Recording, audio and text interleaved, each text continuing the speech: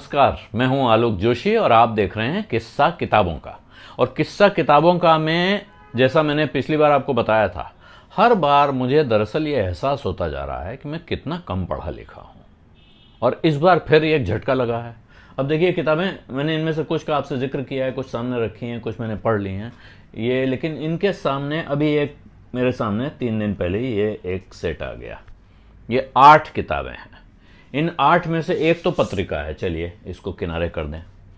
ये है प्रतिमान समय समाज संस्कृति। ये centre for the study of developing societies, जिसको विकासशील समाज अध्ययन पीठ कहते हैं। इसके संपादक अभय कुमार दुबे हमारे मित्र हैं, वरिष्ठ पत्रकार हैं और CSDS में हिंदी भाषा कार्यक्रम के निदेशक हैं। तो वो ये अर्धवार्षिक पत्रिका है, यानी साल में 2 अंक इसके निकलते हैं, लेकिन खासी मोटी ताजी है। 6 महीने काफ़ी हैं, मतलब 6 महीने में पढ़ने के लिए इसमें पर्याप्त सामग्री है कि आप पूरे 6 महीने इस पर व्यस्त रह सकते हैं। तो इस पत्रिका पर तो मैं अलग से बात करूंगा, अगर होगा संभव तो दुबे जी से बात करूंगा। इसमें बहुत कुछ है, तो ये संभव नहीं है इस पर यहाँ अभी इस समय बात करना।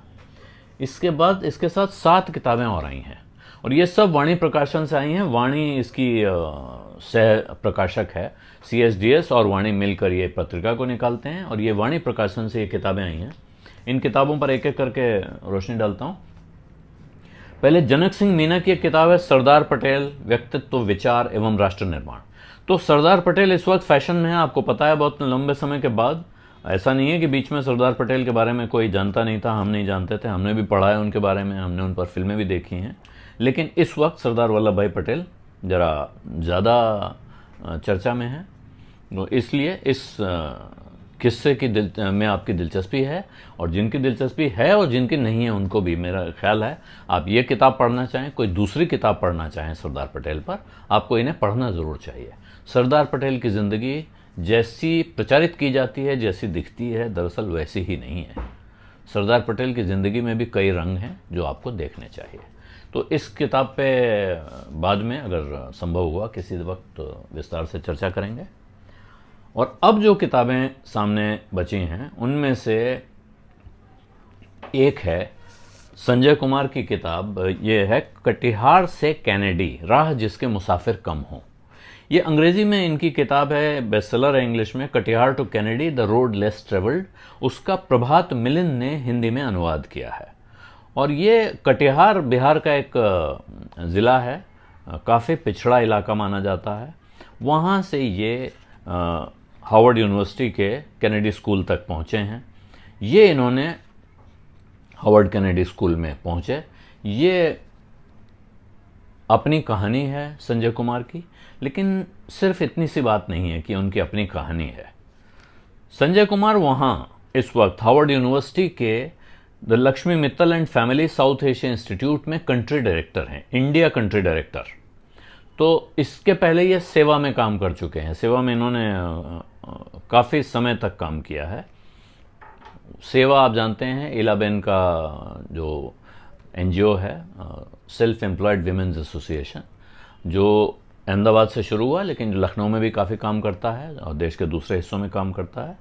यहाँ से कैसे आखिर ये कटिहार से कैसे चले, वहाँ से पहले दिल्ली पहुँचे, फिर दिल्ली से ये विदेशी यूनिवर्सिटीज़ में जाके इन्होंने पढ़ाई की।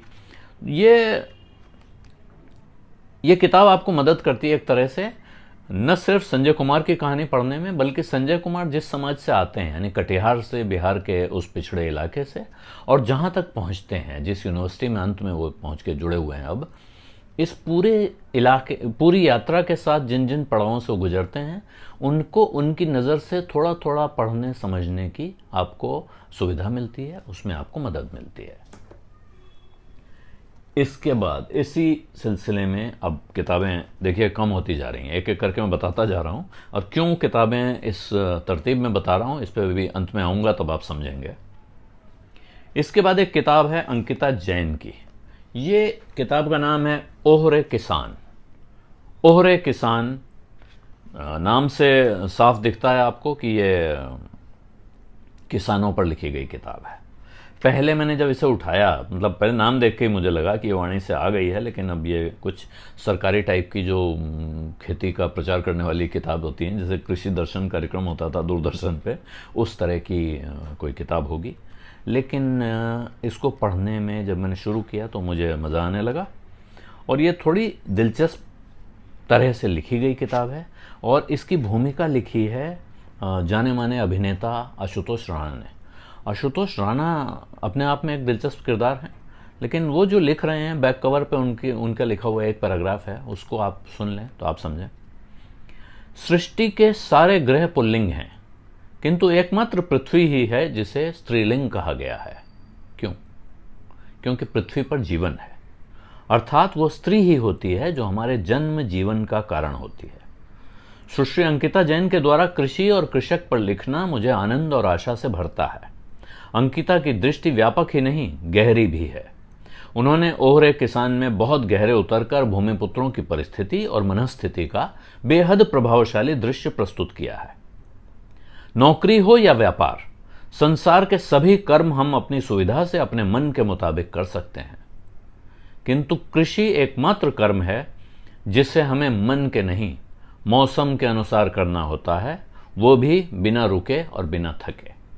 भारत के बहुत बड़े हिस्से में अब ये बात इस हद तक सच नहीं रह गई है, लेकिन अब भी भारत के बहुत बड़े हिस्से में ये बात बिल्कुल ऐसे ही सच है, जहाँ खेती पूरी तरह किसानों पर, मौसम पर निर्भर है। प्रकृति की कृपा पर या प्रकृति के रोष पर यह तय होता है कि उनकी फसल अच्छी होगी या खराब होगी।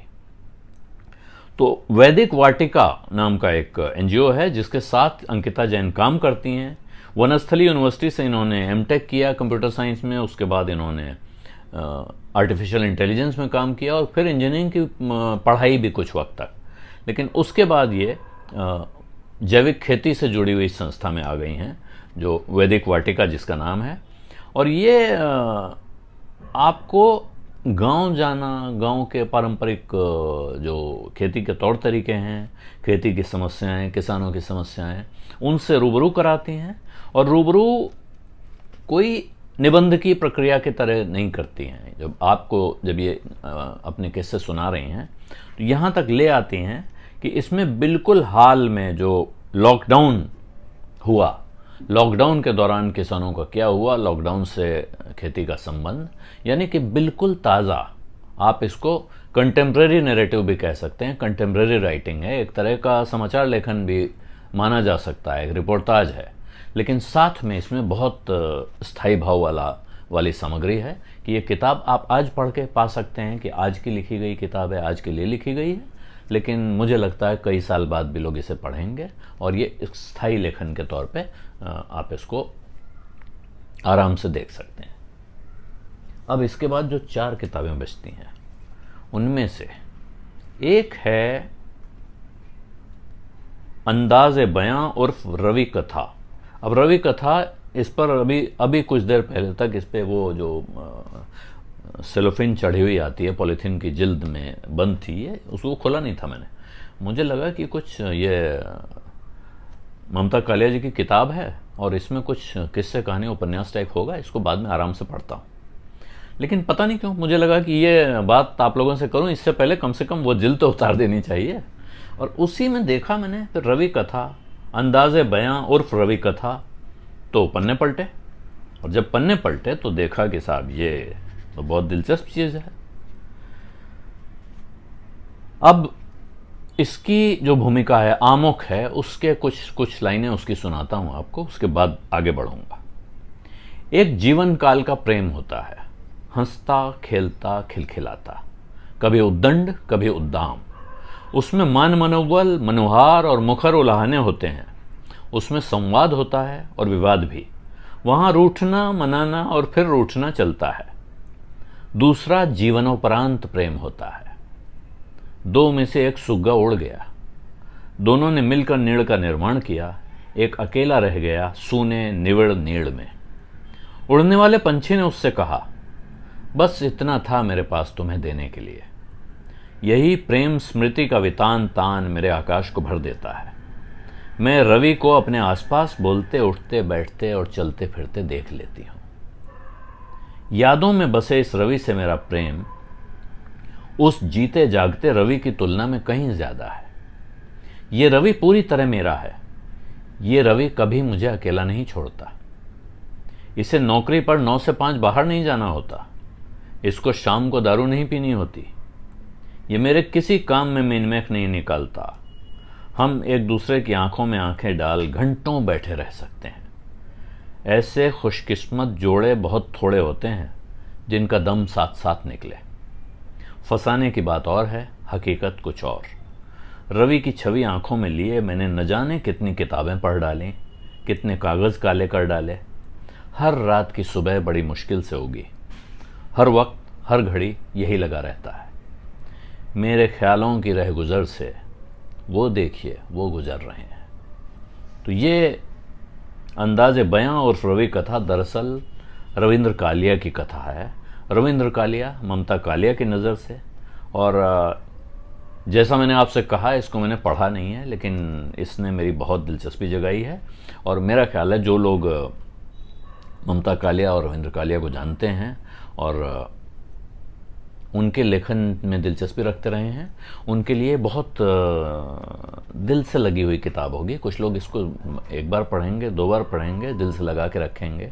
और आप रविंद्र कालिया के बारे में जान रहे हैं, रविंद्र कालिया की यादों के सफ़र में जा रहे हैं। और किसके साथ जा रहे हैं?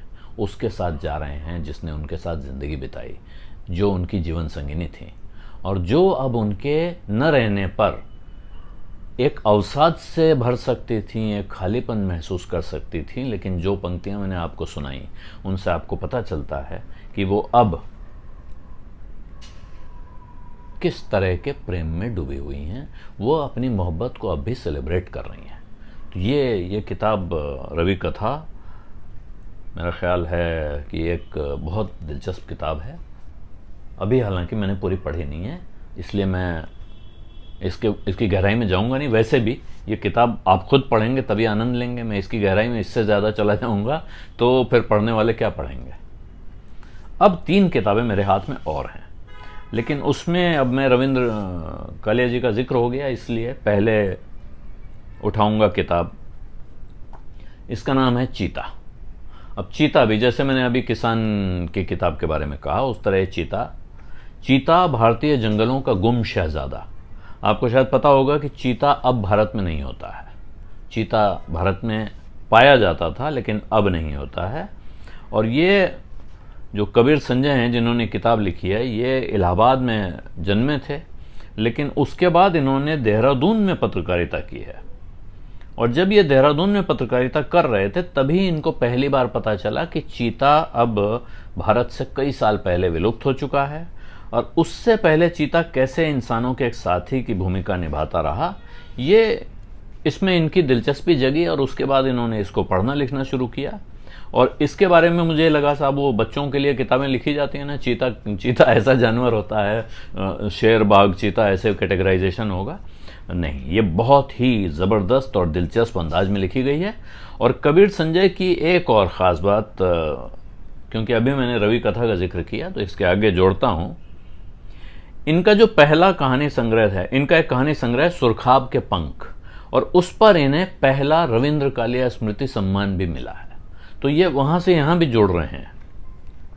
और इसके बाद जो इनकी किताब शुरू होती है कि ये शेर और चीते की कहानी है। दरअसल चीता, शेर, बाघ, गुलदार, ये तमाम जो पूरा बिल्ली परिवार है, जैसे कैट फैमिली कहते हैं अंग्रेजी में, इस किताब से ही मुझे पता चला कि विडाल परिवार कहलाता है ये। तो ये विडाल परिवार के तमाम जंतुओं पर इन्होंने लिखा। और बहुत छोटी सी किताब है लेकिन बहुत इसमें गागर में सागर है पूरा। और सबसे दिलचस्प बात, ये शुरू कैसे होती है। ये किसी जंगल से शुरू नहीं होती है, ये किसी शिकार कथा से शुरू नहीं होती है। जबकि जब मैंने देहरादून की बात आपको बताई तो मुझे ऐसा लगता है कि इन्होंने वहाँ जिम कॉर्बेट को ज़रूर पढ़ा होगा। जिम कॉर्बेट के बारे में पढ़े बिना वहाँ गुजारा होता नहीं है, और वहाँ से शायद ये प्रेरणा पा रहे हों। लेकिन ये शुरू करते हैं हंगरी के एक कहानीकार हैं लायोस जिलाही, उनकी कहानी से। तो कह रहे हैं उनकी कहानी यान कोवाच का अंत मेरे ख्यालों को बार बार तंग करती है। अब वो यान कोवाच का अंत जो कहानी है, वो पूरी कहानी यहाँ है, काफ़ी लंबी इसमें है, लेकिन मैं उस पर जाना नहीं चाहता हूँ। ये कहाँ पे आके ख़त्म होती है? वो ये ख़त्म यूँ होती है कि एक फर्नीचर बनाने वाला है, उसकी कहानी है, तो अंत में आता है कि हालांकि ये सोचा जा सकता है कि इसके कई और सालों बाद तक अपने बनाए हुए फर्नीचरों में वह ज़रूर जीता रहा होगा। हाँ, ये ज़रूर है कि उसके इन फर्नीचरों पर उसका नाम नहीं लिखा होगा। यानी एक इंसान अपने मरने के कितने साल बाद तक जिंदा रहता है, एक सामान्य आम इंसान, वो राजा महाराजा नहीं जिनकी मूर्तियां लगी होती हैं, जिनके शिलालेख होते हैं, या जो बड़े बड़े नेता हैं जिनकी मूर्तियां होती हैं, या जिनकी किताबें चल रही हैं लोगों की। ये आम इंसान की बात हो रही है। उसके बाद वो आते हैं कि अक्सर ही भारत के जंगलों से पूरी तरह विलुप्त हो चुके चीते के बारे में भी मैं ऐसे ही सोचने लगता हूँ। क्या उनका अस्तित्व पूरी तरह मिट चुका है, या फिर अभी भी वे जीवन के संकेतों में बचे हुए हैं? अभी भी वे अपने उन निशानों में से अपने होने का झंडा बुलंद कर रहे हैं जो उन्होंने अपने जीवित रहते हुए इस धरती पर छोड़े थे। कभी भारत का एक बड़ा भूभाग उनकी तेज रफ्तार दौड़ और फुर्तीली छलांगों का साक्षी हुआ करता था, लेकिन आज़ादी के साथ ही भारत के जंगलों का यह शहजादा पूरी तरह विलुप्त हो गया। अब इस बात को 70 साल से ज़्यादा हो चुके हैं, यहाँ तक कि उसके कदमों के निशान भी मिटने लगे हैं। लेकिन प्रकृति में सब कुछ इतनी आसानी से ख़त्म नहीं हो जाता। अब ये पूरी किताब तो पढ़ के सुना नहीं सकता हूँ, लेकिन ये किताब पूरी इसी अंदाज में है और बेहद दिलचस्प किताब है। और मेरे लिए मतलब ये लगभग एक तरह से इस किताब ने मुझे पकड़ लिया, चिपक गया, और मैंने इसको करीब करीब पूरा पढ़ लिया है और मुझे बहुत मज़ा आया। और मेरा ख्याल है अपने लिए, आपके पढ़ने के लिए, और अगर आप अपने बच्चों को पढ़ाना चाहते हैं उनके लिए भी। ये नहीं है कि ये बच्चों की किताब है, लेकिन ये बच्चों के लिए भी पढ़ने की किताब है। आपके छोटे बच्चे हों या आपके बड़े बच्चे हों, उनको आपके खुद के पढ़ने के लिए बहुत दिलचस्प किताब है। और साथ में इसमें लिखा हुआ है जंगल कथा भाग 1। ये वाणी पृथ्वी सीरीज़ है जिस पर ये आई है, और जंगल कथा भाग 1 का अर्थ है मैं उम्मीद कर रहा हूँ कि जंगल कथा के और भाग आएंगे और मुझे उनका बेसब्री से इंतज़ार है। और अब बचती हैं 2 किताबें। ये 2 किताबें वो हैं जिन्होंने बिल्कुल दिल थाम के बैठे वाला अंदाज हो गया है इसमें। एक तो मैंने पढ़ डाली पूरी, बिल्कुल कोई सोच विचार की बात नहीं है। और वो क्या है, अभी हमने जब जिक्र किया अरविंद कालिया जी का, उसके बाद यहाँ आ रहा है। ये किताब है मशहूर साहित्यकार और पत्रकार और कवि धर्मवीर भारती की लिखी हुई। हालांकि ये अभी प्रकाशित हो रही है, लेकिन ये 1971 की लड़ाई में, इसका ये पेपरबैक में पहला संस्करण है 2020 में, लेकिन ये 1971 की लड़ाई की वॉर रिपोर्टिंग है। और मैं एक बात कह सकता हूँ इसे पढ़कर कि जो आज की तारीख में तमाम लोग करगिल के, अफ़गानिस्तान के की लड़ाइयों में जाने के और अपनी गौरव गाथा बताते रहते हैं, ये उनको आईना दिखाने के लिए पर्याप्त है किताब। और ख़ास तौर पे इस वक्त जो अभी हाल में हम लोगों ने देखा कि सीमा पर गए और वहाँ कैमरा लेके उसके सामने माइक लेके खड़े हो गए और ईरान की तुरंत के हाँक रहे हैं, उन लोगों को ज़रूर पढ़नी चाहिए। कितने ज़बरदस्त तरीके से, और उस वक्त ये भारती जी के लिए बहुत आसान काम नहीं था। बहुत ख़तरनाक माहौल में वो गए थे, किस रास्ते से गए हैं, कैसे गए हैं। यानी मुक्ति वाहिनी जिस वक्त बांग्लादेश पर कब्ज़े की लड़ाई लड़ रही थी, उस बीच में भारत के एक अखबार, एक पत्रिका का, धर्मयुग भारत की बहुत प्रतिष्ठित पत्रिका थी, और भारती जी की उम्र भी कोई कम नहीं रही होगी उस वक्त, मैं समझता हूँ। कोई ऐसा नहीं कि वो बहुत जवान आदमी थे और यंग रिपोर्टर थे, दौड़ते हुए चले गए। भारत के जमे जमाए स्थापित साहित्यकार थे, पत्रकार थे, लेकिन इसके बावजूद वो यहाँ से चल पड़े मुंबई से और दौड़ के वो अपना बांग्लादेश, उन्होंने तब पूर्वी पाकिस्तान था, पूर्वी पाकिस्तान में घुसे और वहाँ जाकर उन्होंने इसकी रिपोर्टिंग की। उस लड़ाई के साथ साथ रहे, जान जाते जाते बची। ऐसा भी हुआ कि वो एक रिकॉइललेस गन से उन पर हमला हुआ। उसका एक इसमें प्रसंग है, बहुत दिलचस्प है, कि अगले दिन उनको वो दिखाती है फौज लाके कि भाई ये वो तोप है जिससे आप पर हमला हुआ था कल, और उस तोप के साथ उन्होंने उसको, देखिए, हाँ,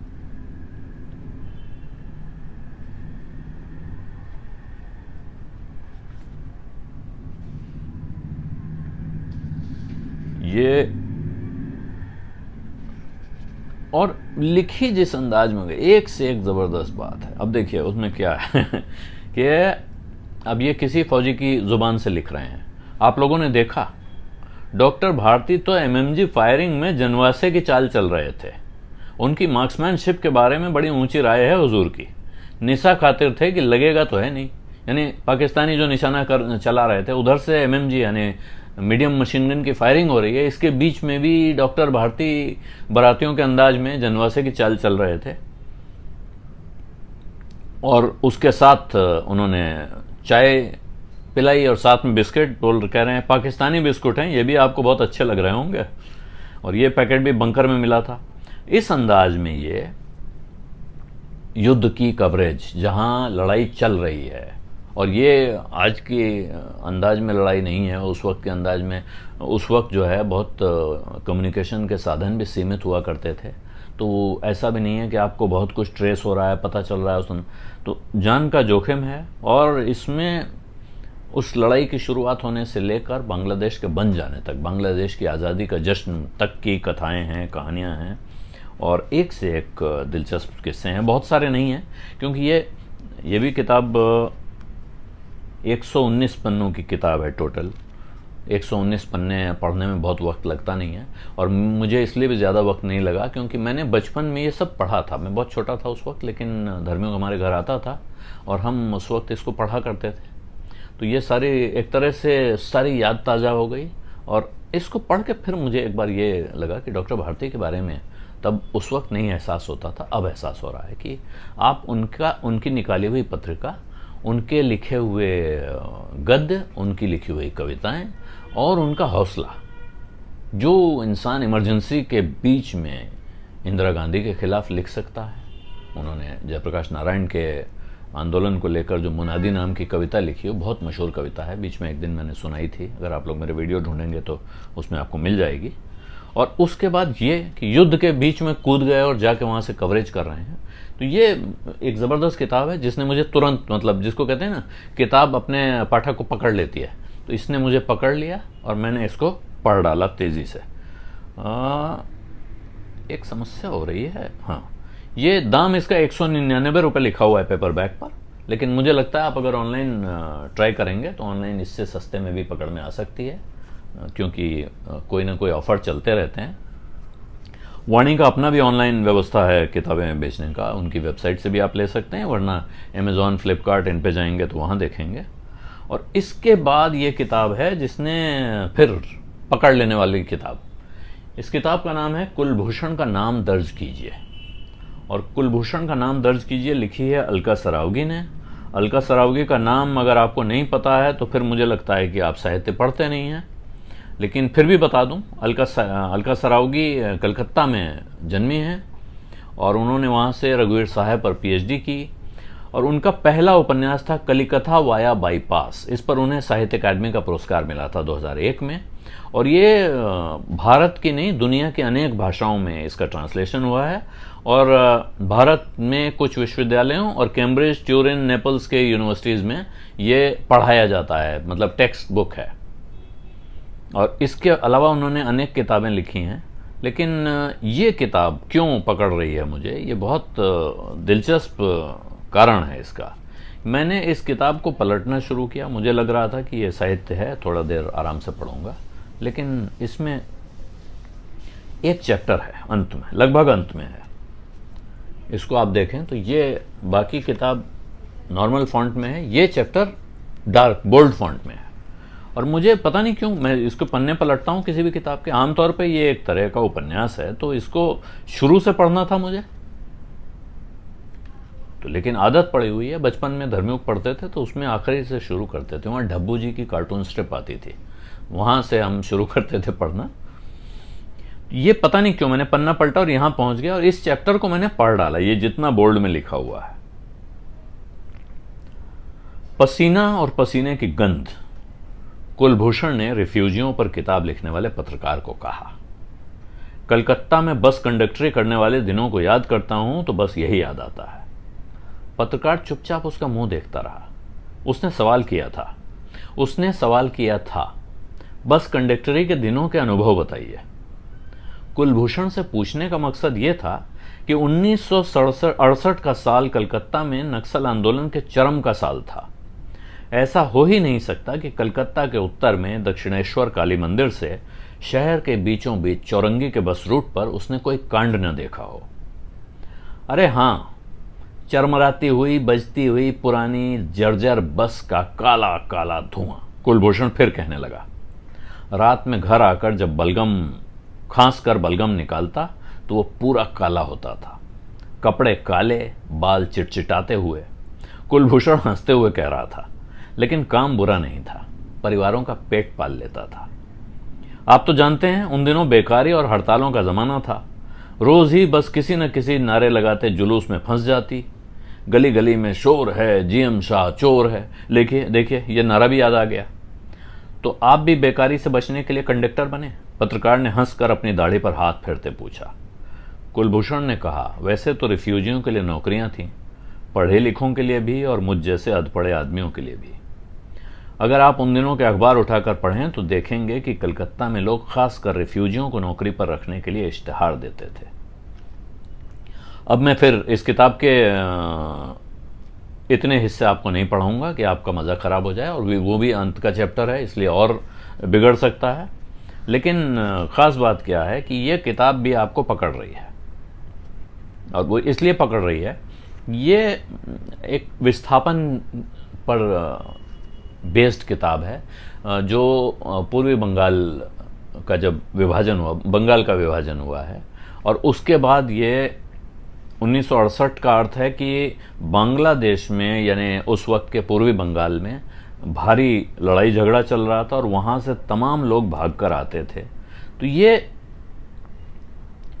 पुराना पार्टीशन, उसके बाद का वो लड़ाई झगड़ा, उसके बाद बांग्लादेश का बन जाना, और उसके बाद आज तक आप जानते हैं कि अभी भी पूरे भारत में बांग्लादेशियों का आना जाना कितना बड़ा विवाद का विषय बना हुआ है।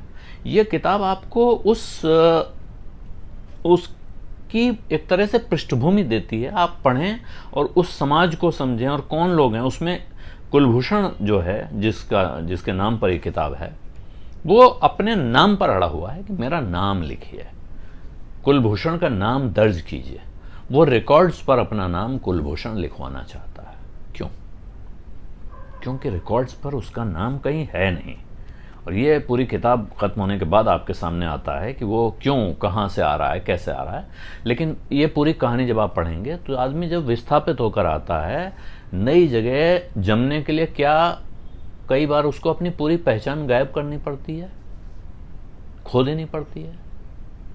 तो ये जगह छोड़ देना, पहचान छोड़ देना, अपने आसपास का सब कुछ कट जाता है।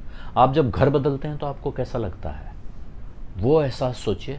और ये पूरी दुनिया बदल गई, उसके हिसाब से जब सोचते हैं और उसको पढ़ेंगे तो मेरा ख्याल है ये किताब भी आप पढ़ेंगे तो। और किताब का दाम इसका भी 199 रुपये है प्रिंटेड प्राइस। हालांकि इसमें पन्ने ज़्यादा हैं, थोड़े 212 पेजेस हैं, और थोड़ा प्रिंट भी बारीक है। इसका मतलब इसमें पढ़ने का माल थोड़ा ज़्यादा है, सामग्री ज़्यादा है।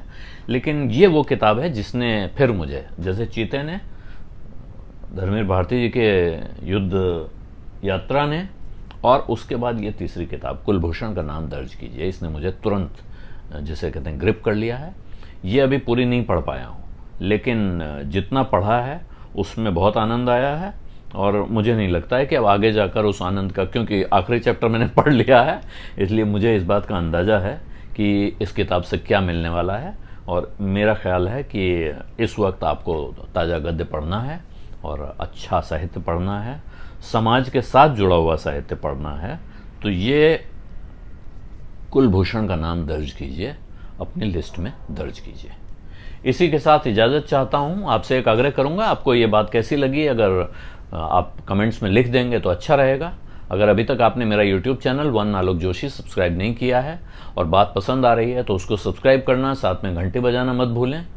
और इस वीडियो को लाइक भी करें, अपने मित्रों परिचितों के साथ शेयर भी करें। आप क्या पढ़ रहे हैं, आप क्या पढ़ते हैं, आपको क्या पसंद आ रहा है, ये भी अगर आप कमेंट्स में बताएंगे तो कोशिश करूँगा कि मैं भी उसे पढूं।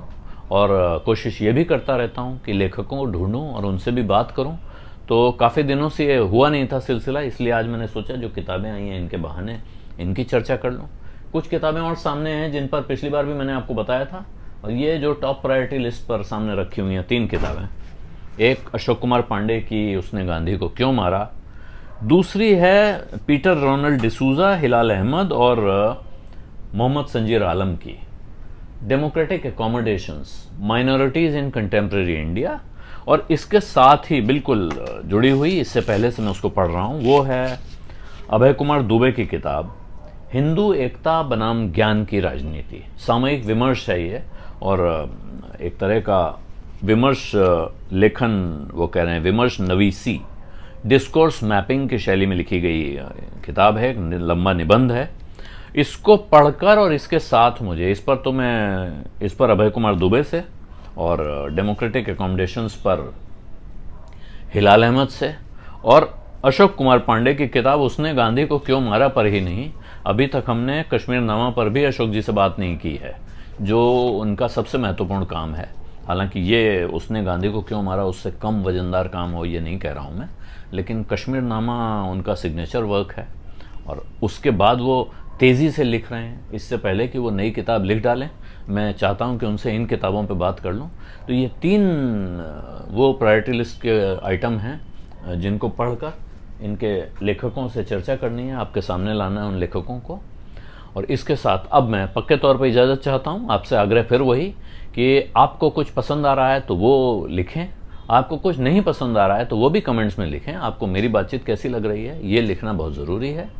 अगर आप इस वीडियो को लाइक करते हैं तो बहुत अच्छा है, लेकिन अगर आप इसको डिसलाइक करते हैं तो एक लाइन में ज़रूर बता दें कि भाई क्या पसंद नहीं आया, क्यों डिसलाइक कर रहे हैं। अब इजाज़त दीजिए, धन्यवाद, नमस्कार।